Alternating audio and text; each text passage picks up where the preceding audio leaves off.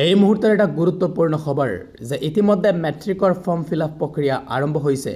আৰু এই ফৰ্ম ফিলআপৰ বাবে সেবাৰ ফালৰ পৰা এখন নোটিছ প্ৰকাশ কৰা হৈছিল আৰু এই নোটিছত উল্লেখ আছে যে মেট্ৰিকৰ বহু ছাত্ৰ-ছাত্ৰীসকলৰ ফৰ্ম ফিলআপ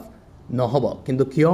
আৰু লগতে এইচএছৰ ফৰ্ম ফিলআপ কেতিয়াৰে পৰা আৰম্ভ হ'ব পাৰে এই বিষয়সমূহৰ ওপৰত আলোচনা কৰিম তো ভিডিওটো একেবাৰে শেষলৈ চাই থাকিব আৰু যদি চেনেলত প্ৰথমবাৰৰ বাবে আহিছে তেনেহলে সাবস্ক্ৰাইব কৰি ৰাখিব যাতে এনে ধৰণৰ জৰুৰী ইনফৰমেশন সদায় লাভ কৰিব পাৰে এতিয়া আপোনালোকে স্ক্ৰিনত প্ৰত্যক্ষ কৰিছে এই নোটিছটো যত উল্লেখ আছে যে মেট্ৰিকৰ ফৰ্ম ফিলআপৰ লাষ্ট ডেট যেটো এটো হৈছে 4 অক্টোবৰ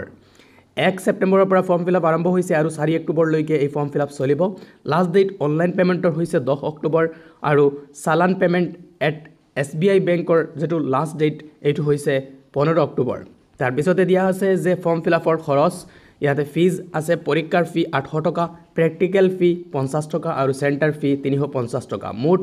1200 টকা লাগিব আপোনালোকৰ ফৰ্ম ফিলআপৰ বাবে আৰু এই ফৰ্ম ফিলআপটো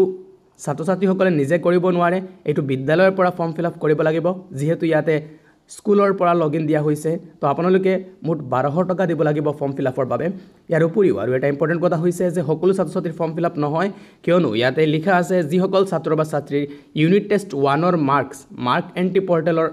দিয়া হৈছিল অকল সেই সকল ছাত্ৰ-ছাত্ৰীৰ নাম শো হ'ব এই ফৰ্ম ফিলআপৰ বাবে তো যদি কোনো ছাত্ৰ বা ছাত্ৰীৰ স্কুলৰ পৰা ইউনিট টেষ্ট 1 ৰ মাৰ্ক দিয়া হোৱা নাছিল তেনে ক্ষেত্ৰত এই ছাত্ৰ বা ছাত্ৰীজনীৰ এই মেট্ৰিকৰ ফৰ্ম ফিলআপৰ কামটো কৰা নাযাব তো এই খবৰটো আপোনালোকে সকলোলৈ শেয়াৰ কৰিব ইয়াৰ উপৰিও কিন্তু এইচএছৰ যি ফৰ্ম ফিলআপ এইটো কেতিয়াৰে পৰা আৰম্ভ হ'ব তো এইচএছৰ ফৰ্ম ফিলআপ আপোনালোকৰ অতি শীঘ্ৰেই আৰম্ভ হ'ব যেহেতু ইতিমধ্যে মেট্ৰিকৰ ফৰ্ম ফিলআপ প্ৰক্ৰিয়া আৰম্ভ হৈছে তো মোটামুটি আৰু সপ্তাহ 10 দিনৰ ভিতৰত এইচএছৰ ফৰ্ম ফিলআপৰ বাবে এখন নোটিছ এইচএছৰ ফালৰ পৰা জাৰি কৰিব আৰু এই মাহৰ পৰাই